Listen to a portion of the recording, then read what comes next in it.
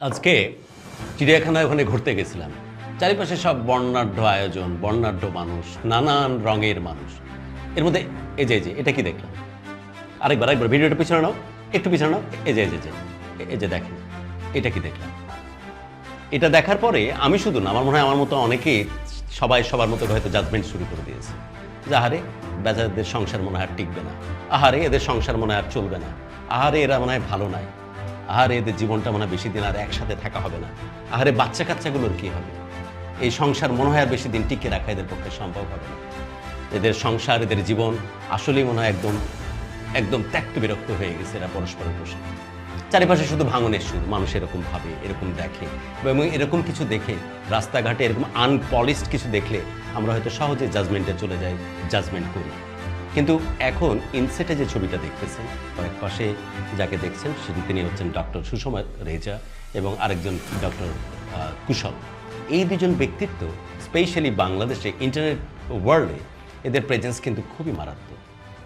এদের একজন হচ্ছেন চর্মরোগ বিশেষজ্ঞ এবং আরেকজন হচ্ছেন তিনিও ডক্টর, ফিজিশিয়ান, এবং এই দুইজন মানুষ রিলেশনশিপের উপরে যেভাবে মানুষকে কাউন্সেলিং করেন, যে ধরনের মোটিভেশন দেন, যে ধরনের অনুপ্রেরণামূলক কথাবার্তা বলেন, সেটি কিন্তু মিলিয়ন মিলিয়ন ভিউ হয় এবং অনেক মানুষ সেটাকে পছন্দ করে।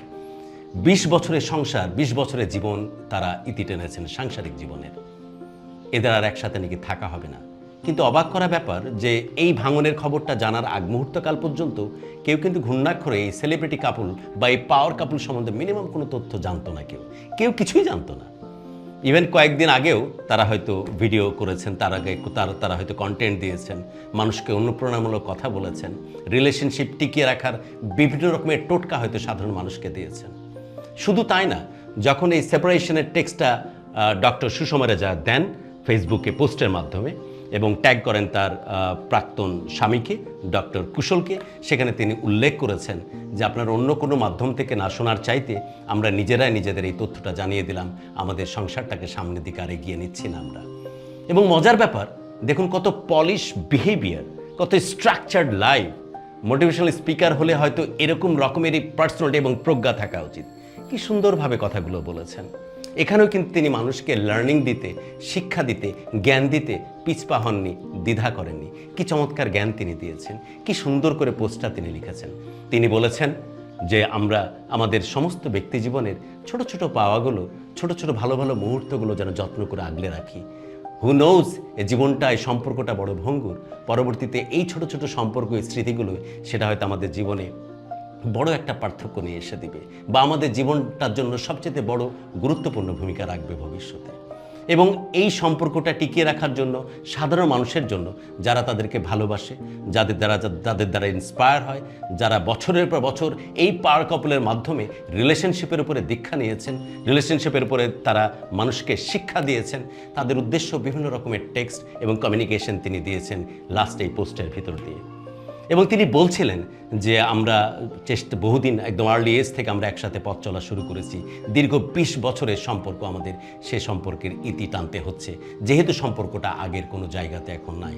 আবার সবাইকে অনুরোধও করেছেন যে যেভাবে আমি কন্টেন্টের মাধ্যমে আপনাদেরকে ইন্সপিরেশন দিতাম, রিলেশনশিপের উপর এক্সপার্ট ওপিনিয়ন দিতাম, আপনারা আমাদের যে উপস্থিতিতে খুশি হতেন, অনুপ্রাণিত হতেন যে না, সম্পর্ক কত বেশি মধুর, একসাথে পরস্পরকে ভালোবেসে যখন একসাথে মানুষ থাকে, এটা সত্যি পৃথিবীতে মধ্যে একটা অতি জাগতিক ভালো লাগা নিয়ে এসে দেয়। এটা স্বর্গের চাইতে কোনো অংশে কম না এবং এটা কোনোভাবে আরোপিত ছিল না।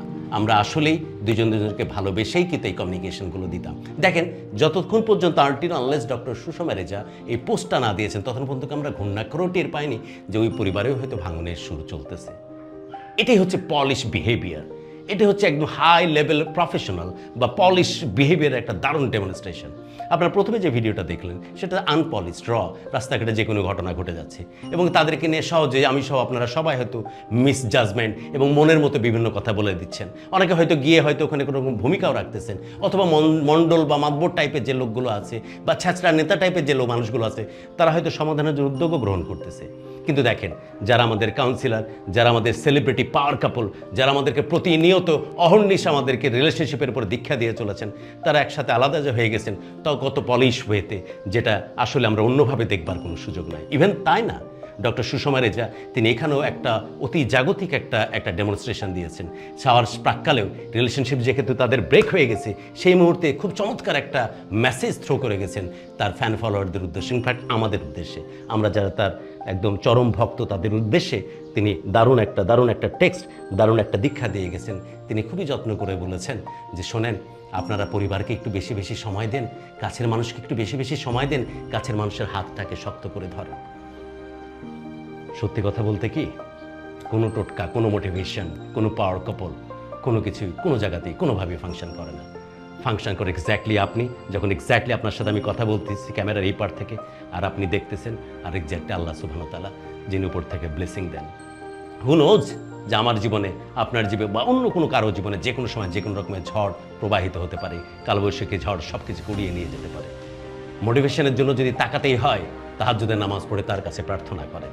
যদি মোটিভেশনের জন্য সত্যি আপনার এই সম্পর্ক, ভালোবাসা, মানুষকে আগলে রাখার জন্য যদি তাকাতেই হয়, তাহলে কাছের মানুষকে পীড়িত করেন আর নিজের দিকে চিন্তা করেন যে আমি সত্যি তার যত্ন নিতে পারছি কিনা। আপনাদের মনে হয় না কারো কাছে যাওয়ার প্রয়োজন পড়বে, মনে হয় না যে কারো কাছে গিয়ে সারেন্ডার করার প্রয়োজন পড়বে। ভালোবাসা এবং এই জীবন, প্রত্যেকটা জীবনই, প্রত্যেকটা ভালোবাসার রং একটা করে আলাদা। সো আমরা নিজেদের মতো করে ভালোবাসার সিদ্ধান্ত নিতে চেষ্টা করি। ইনফ্যাক্ট আমিও প্রোগ্রামের স্বার্থে বিভিন্ন সময় বিভিন্ন রকমের কমিউনিকেশন দিয়ে রাখি ঠিকই, বাট আমি প্রায়শই বলতে চেষ্টা করি যে আমি মানুষ হিসাবে কোন জায়গাতে কত বেশি খারাপ, যাতে করে আপনারা কোনোভাবেই অন্য একটা বড় জায়গাতে আমাকে জায়গা কখনো করে না দেন। হু নোজ কখন কার সুরে না বাজে, হু নোজ কখন কে দারুণ এক কলভসিকে ঝড়ে উড়ে না যায়। সবাই ভালো থাকুন আর জীবনটাকে বড় করে বাঁচুন। বিদায় নিচ্ছে আজ।